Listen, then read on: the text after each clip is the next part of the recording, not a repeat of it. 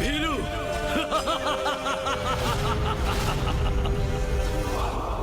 क्या तुम्हें ज्ञात भी है कि मैं कौन हूं? मैं महायोद्धा रूरू पुत्र दुर्गमासुर हूं। मैं दुर्गमासुर। तुम्हारा परिचय ज्ञात है हमें, और ये भी ज्ञात है कि तुम यहाँ अपने पिता के वध का प्रतिशोध लेने आए हो। किंतु ये सब व्यर्थ है दुर्गमासुर, क्योंकि बुरे का अंत तो बुरा ही होता है। इसे हमारी चेतावनी समझो और अपनी शेष सेना सहित लौट जाओ यहाँ से।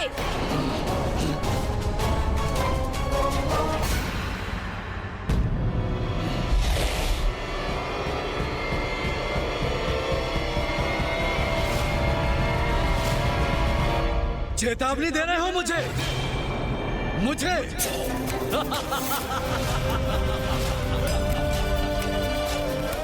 यदि मैं तुम्हारी चेतावनी पर ध्यान न दूं तो? गणेश, शब्दों की इस क्रीड़ा में कोई रुचि नहीं है मुझे। वहां काशी में ऋषि जैक्षु अति गंभीर अवस्था में। हमारा काशी लौटना अति आवश्यक है। इसीलिए अभी अपने एक ही बार से इसका वध कर इस युद्ध का भी अंत कर दूंगा मैं।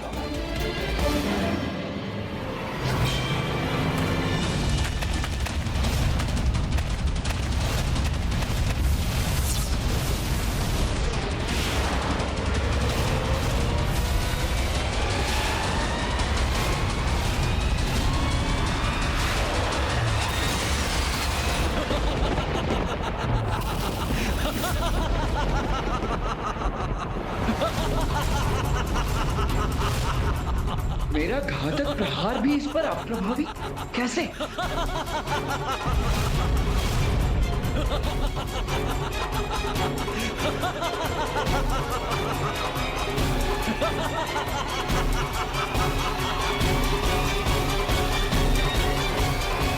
क्या हुआ? तुम तो एक ही वार में मेरा अंत करने वाले थे। आओ, आगे बढ़ो, अंत करो मेरा। क्या ये भ्रांति थी तुम्हारी कि एक असुर महायोद्धा दुर्गमासुर का अंत इतना सरल होगा? अंत करो मेरा, प्रयास करो, आगे बढ़ो। किंतु मुझे ढूंढ तो लो, ढूंढो ना, ढूंढो, ढूंढो, ढूंढो ना। वास्तविक दुर्गमासुर का संधान तो कर लो, कर लो। ढूंढो, ढूंढो, दुर्गमासुर को ढूंढो।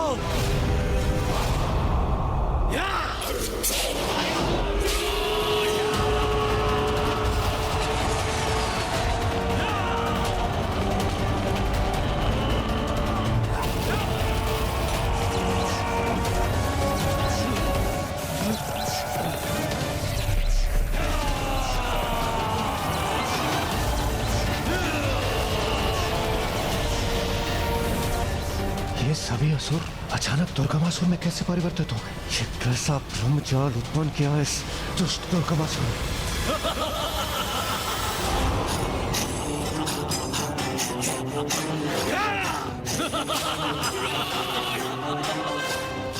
यदि मैं यहाँ हूँ तो अपनी इच्छा पूर्ण करो,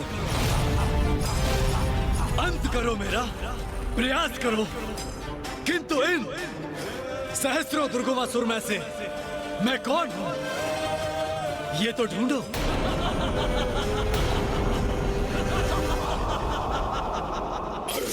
कदाचित मैं यहां हूं और कदाचित मैं यहां नहीं भी हूं।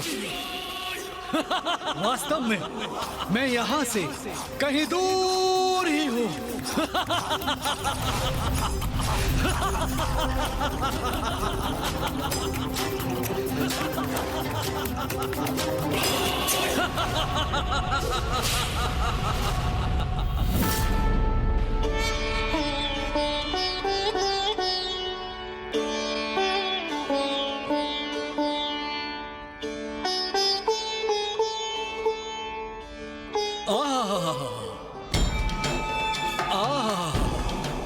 कौन हो तुम और यहाँ क्यों आए हो?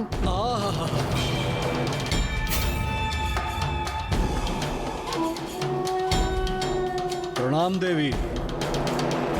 क्षमा चाहता हूँ, मैंने आपको चौंका दिया। मैं दुर्गमासुर हूँ। एक असुर यहाँ ब्रह्मलोक में? नाना देवी, चिंता मत कीजिए। मैं यहाँ ब्रह्मलोक में कोई उपद्रव मचाने नहीं आया। मैं तो अपने आराध्य का, अपने ब्रह्मदेव का बहुत बड़ा भक्त हूँ। उनका तप किया है मैंने, और मेरे तप से प्रसन्न होकर ब्रह्मदेव ने मुझे वरदान भी दिया है। बहुत समय से अपने आराध्य के दर्शन के लिए मन व्याकुल था, इसलिए इसी आशय से मैं यहाँ आ रहा था। किंतु मार्ग में आपकी वीणा का दिव्य संगीत मेरे कानों में क्या पड़ा। सत्य कहूं देवी, तो मेरा मन मंत्र मुग्ध हो गया। किंतु देवी, ब्रह्मदेव दिखाई नहीं दे रहे हैं। उनका स्थान भी रिक्त है। यदि यहाँ नहीं है तो कहाँ है मेरे ब्रह्मदेव? स्वामी इस समय काशी में है वत्स।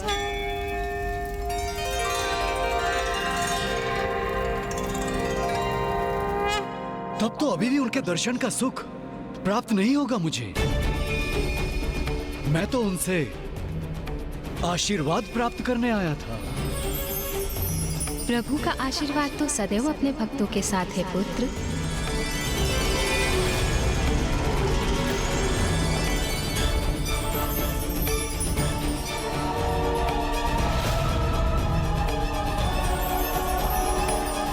इसकी दृष्टि बार बार वेद पर क्यों टिक रही है?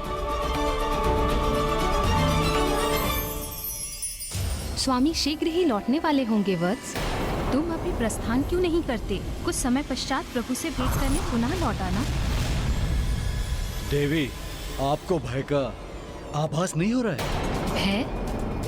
मुझे? भय मुझे क्यों होगा वत्स?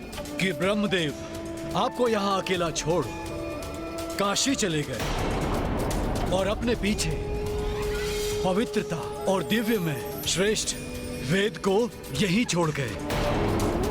आपको भय नहीं होता यदि कोई यहाँ आए और वेद का हरण कर ले?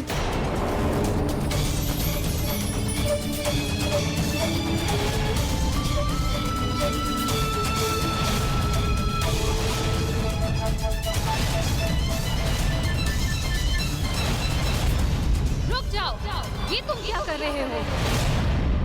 स्वामी के आसन की ओर क्यों बढ़ रहे हो? देवी, चिंतित ना हो।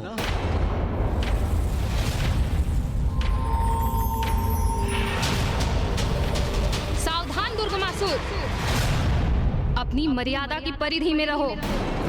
पीछे हटो, अभी इसी क्षण।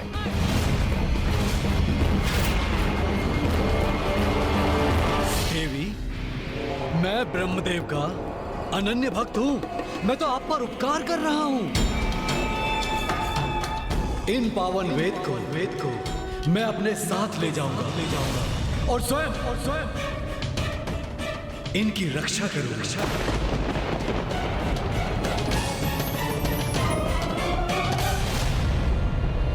तुम ऐसे नहीं मानोगे। मैं अभी समस्त देवताओं का आह्वान करती हूँ। किनको बुलाएंगी आप देवी? वो सभी तो अपने अपने कार्यों में व्यस्त हैं।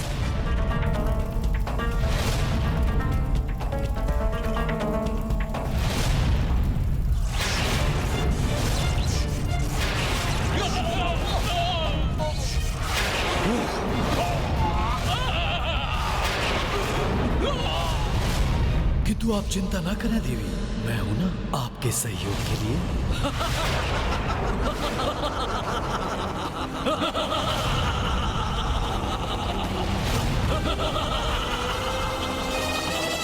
ये क्या? इस मायावी ने तो अपने असंख्य प्रतिरूप उत्पन्न कर मुझे घेर लिया है।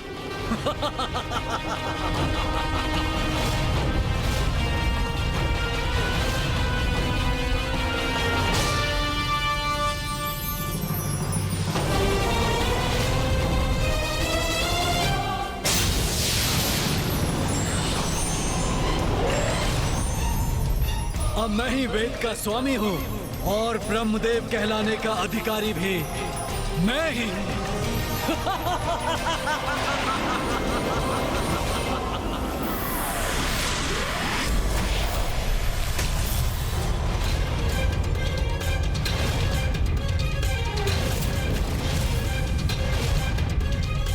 नहीं, बहुत बड़ा अनर्थ हो गया। दुष्ट दुर्गमासुर ने वेद का हरण कर लिया। स्वामी, ब्राह्मण देवता, मेरे राज्य में ऐसा दिव्य महायज्ञ कर मुझे और मेरे राज्य को कृतार्थ करने हेतु आपका कोटि कोटि प्रणाम। धन्यवाद तो मुझे आपको देना चाहिए महाराज देवोदास कि आपने काशी जैसी पावन धरती पर मेरे यज्ञ करने में मेरा सहयोग दिया। आपने मुझे 10 अश्वमेध यज्ञों का पुण्य प्राप्त करने का अधिकारी बना दिया।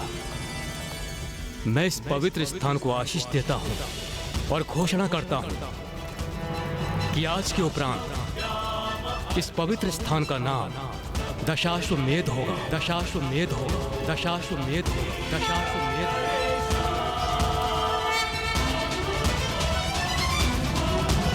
स्वामी, अनर्थ हो गया स्वामी। स्वामी, अनर्थ हो गया स्वामी।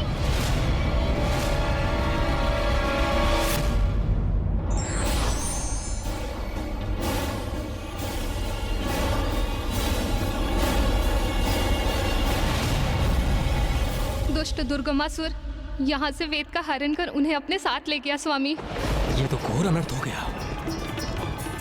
देवी देवताओं और धर्म की शक्तियां, वेद लुप्त हो गए तो यज्ञ नहीं होंगे। यज्ञ नहीं होंगे तो भविष्य नहीं होगा।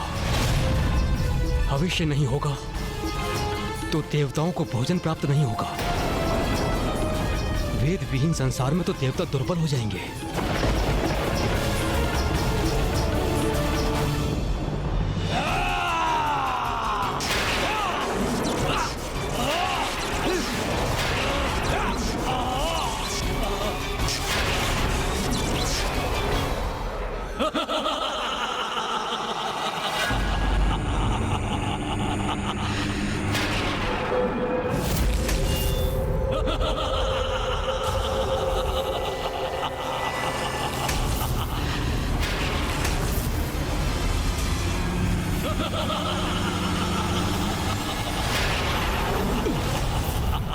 क्या हुआ इंद्रदेव? आप आहत तो नहीं हुए ना? गणेश जी, मुझे ज्ञात नहीं, अचानक से मुझे कुछ दुर्बलता का आभास हो रहा है। तब क्या हो रहा है यहाँ? ऐसे ज्ञात पड़ता है जैसे हमारी शक्ति क्षीण पड़ती जा रही है, जैसे हम अपनी शक्तियों से रिक्त होते जा रहे हैं।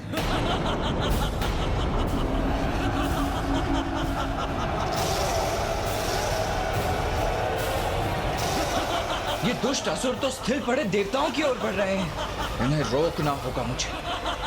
भैया, देवगण तो अत्यंत दुर्बल प्रतीत हो रहे हैं। वो अपनी इस अस्वस्थता की स्थिति में युद्ध करने में सक्षम नहीं। हमें देवताओं को मंदार पर्वत ले जाना होगा।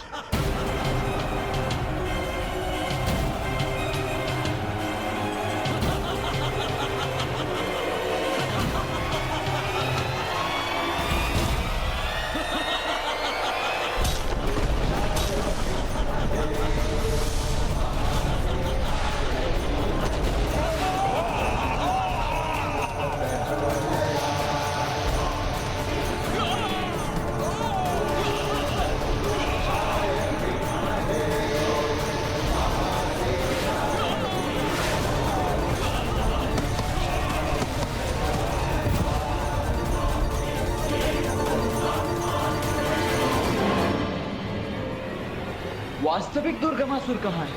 भैया, यहाँ जो भी हुआ वो दुर्गमासुर की योजना अनुसार ही हुआ। वो हमें यहाँ उलझा कर रखना चाहता था, इसलिए उसने इन सभी असुरों को अपना रूप दिया था, जिससे हम उसे ढूंढने और उसका वध करने हेतु इन सभी से युद्ध करते रहे। किंतु इस समुची अवधि में वो स्वयं उपस्थित नहीं था यहाँ। तुम सर्वथा उचित कह रहे हो गणेश। ये सब तो दुर्गमासुर का छल ही था।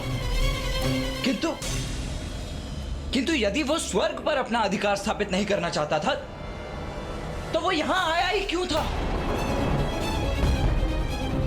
वो चाहता क्या था? कुछ ऐसा जो स्वर्ग से भी अधिक महत्वपूर्ण है। हाँ, स्वर्ग से भी अधिक महिमामयी है भैया।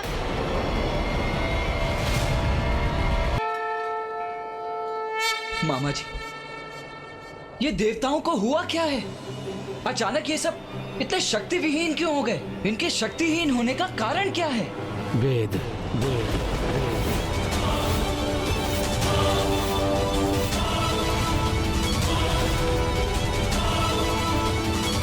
जब मैं काशी में अपने महायज्ञ में व्यस्त था तो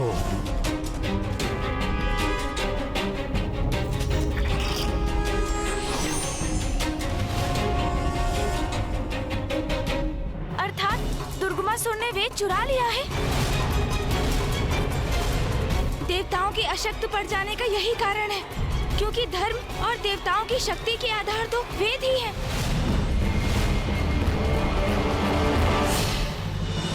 तुम उचित कह रहे हो गणेश। वास्तव में दुर्गमासुर तो स्वर्ग में कभी था ही नहीं। वो हमें युद्ध में उलझाकर स्वयं ब्रह्मलोक चला गया। हाँ भैया, बहुत धूर्त और कपटी असुर है ये दुर्गमासुर। भैया, हमें उसे शीघ्र ढूंढकर वेद को उनके उचित स्थान पर लौटाना होगा और उस दुष्ट दुर्गमासुर का अंत करना होगा। पुत्र गणेश, पुत्र कार्तिकेय, दुर्गमासुर का अंत इतना सहज नहीं। सहज नहीं है उसका अंत? किंतु क्यों फूफा जी?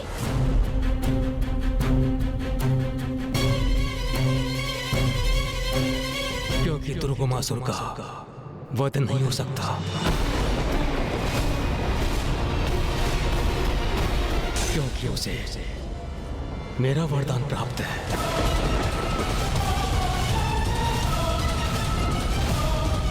दुर्गमासुर मेरा परम भक्त है। उसने मेरी कठोर तपस्या कर मेरे दर्शन प्राप्त किए हैं। आंखें खोलो वत्स। प्रणाम प्रभु। मैं तुम्हारी तपस्या से प्रसन्न हुआ। कहो, क्या वरदान चाहते हो? ब्रह्मदेव, आप मुझे अमृत का वरदान तो नहीं देंगे, ये ज्ञात है मुझे। इसलिए आप मुझे ये वरदान दीजिए कि मेरी मृत्यु एक स्त्री के हाथों से ही हो, किंतु वो ऐसी स्त्री हो जिसने वर्षों तक अपनी पलकें न झपकाई।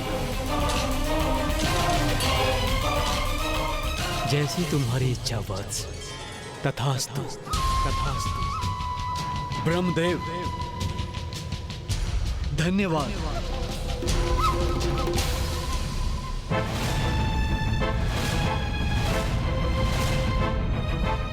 ये कैसा वरदान मांग लिया दुर्गमासुर ने? एक ऐसी स्त्री जिसने कभी अपनी पलकें तक ना झपकाई हो। किंतु ये संभव कैसे है? एक ऐसी स्त्री जो अपनी पलकें ना झपकाए, ऐसी स्त्री की कल्पना और अस्तित्व तो असंभव है। ऐसी एक स्त्री है।